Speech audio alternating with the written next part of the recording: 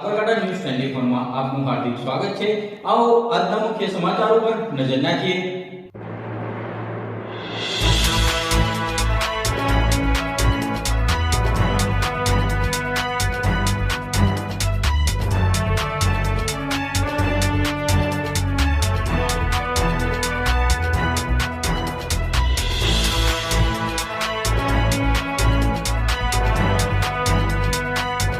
मेरा नाम एजाज खान पठान, सामाजिक कार्यकर्ता इंसाफ गुजरात।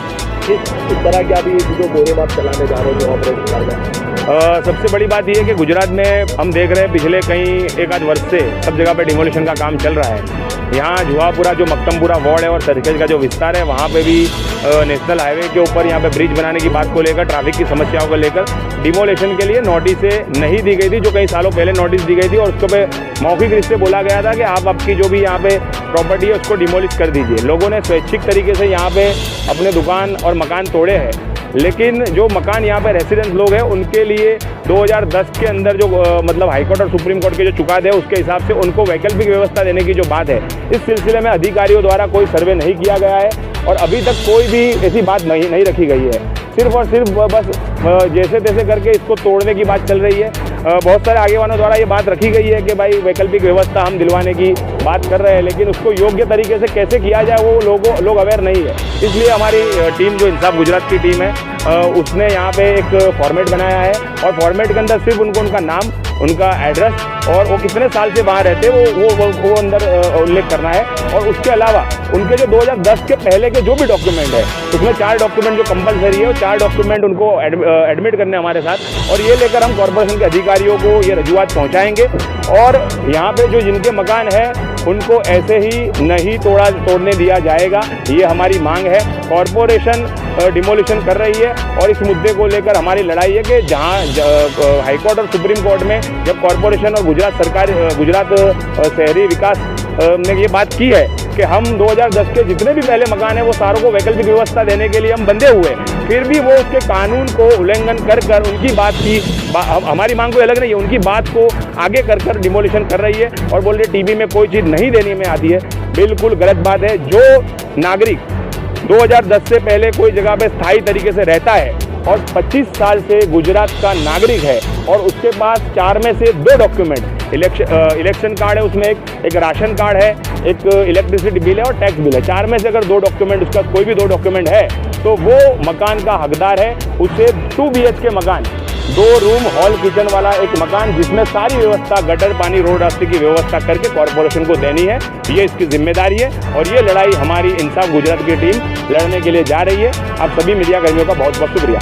एक सवाल ये भी है, आप कई मामलों को लेकर हाई कोर्ट का विरोध कर चुके हैं, अगर इसमें भी जवाब अच्छे तरीके से नहीं मिला या कॉर्पोरेशन एक्शन नहीं लेगी तो क्या हाई कोर्ट का दरवाजा खटखटाएंगे? सबसे बड़ी बात यह है कि हम फिलहाल में कोई गलत डिमांड नहीं कर रहे हैं। कॉर्पोरेशन की जो नीति है उसके हिसाब से, जो राज्य सरकार की नीति है उसके हिसाब से हम मांग कर रहे हैं कि आपने जो कहा है वो आपको अमल करना है। अगर वो नहीं करेंगे तो कंटेम्प्ट ऑफ कोर्ट भी हो रहा है और अगर ज़रूरत पड़ी तो हमें हाईकोर्ट में जाने की ज़रूरत पड़ी तो हम हाईकोर्ट में जाने की तैयारी में है। इसीलिए हमने एक फॉर्मेट बनाया है और ये इंसाफ गुजरात की ये टीम की तरफ से बनाए हुए फॉर्मेट में हमारे एडवोकेट KR कोष्टी साहब है, वो भी हमारा पूरा साथ दे रहे हैं, वो हमारी टीम में है। और हमारे साथ यहाँ नूर भाई शेख, शोएब भाई सैयद, हमारे नूरजा आपा, हमारे अनवर भाई साजी, मोहसिन भाई, जाकिर भाई, तमाम हमारे साथी, हमारे तमाम साथी यहाँ पे हमारे साथ मौजूद है। बहुत सारे और भी हमारे साथी जो यहाँ मौजूद नहीं है। तो जिन लोगों के मकान हैं उनकी लड़ाई हम लड़ रहे हैं। और एक और बात कहना चाहूँगा, हम सोशल वर्क जुहापुरा सरखेज में करते हैं, लेकिन मैंने देखा है अहमदाबाद के बहुत सारे विस्तारों में डिमोलिशन का काम चल रहा है। सिर्फ और सिर्फ भाषणबाजी होती है,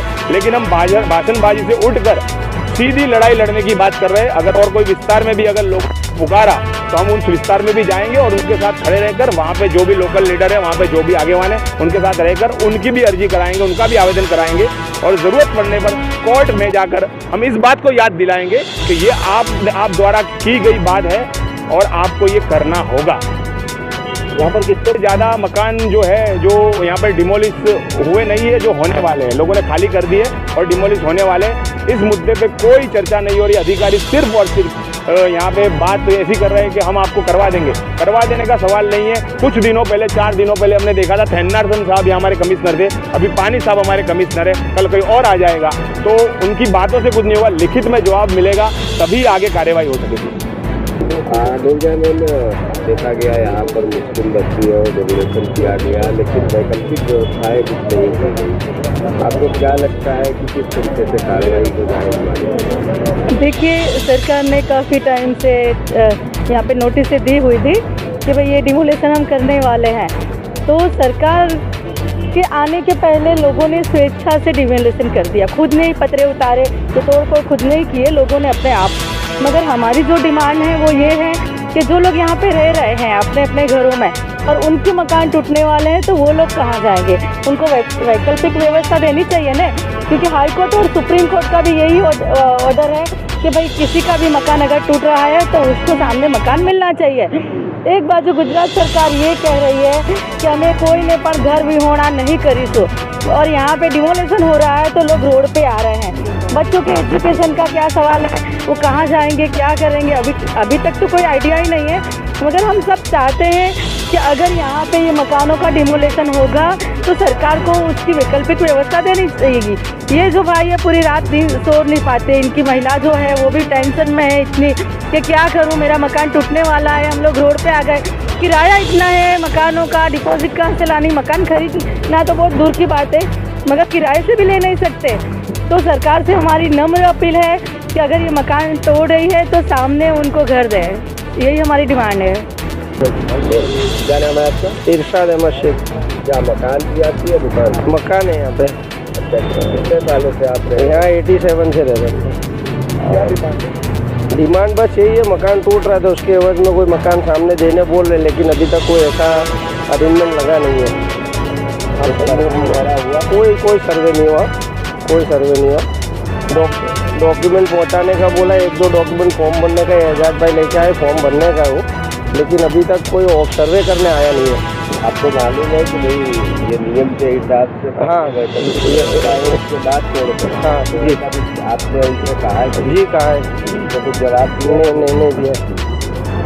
आपको क्या लग रहा है, मुस्लिम होने की वजह से इस तरीके से किया जा रहा है? वो ये बेस में तो मैं कुछ नहीं बोल सकता, लेकिन एक चीज़ है, डेमोलेशन कर रही है, अब वो रोड कटिंग में आ रहा है तो हो रहा है, लेकिन जो सामने का गवर्नमेंट ने बोला है वैकल्पिक देने के लिए सहाय जो भी, तो वो अगर देगी तो वो देख लेंगे।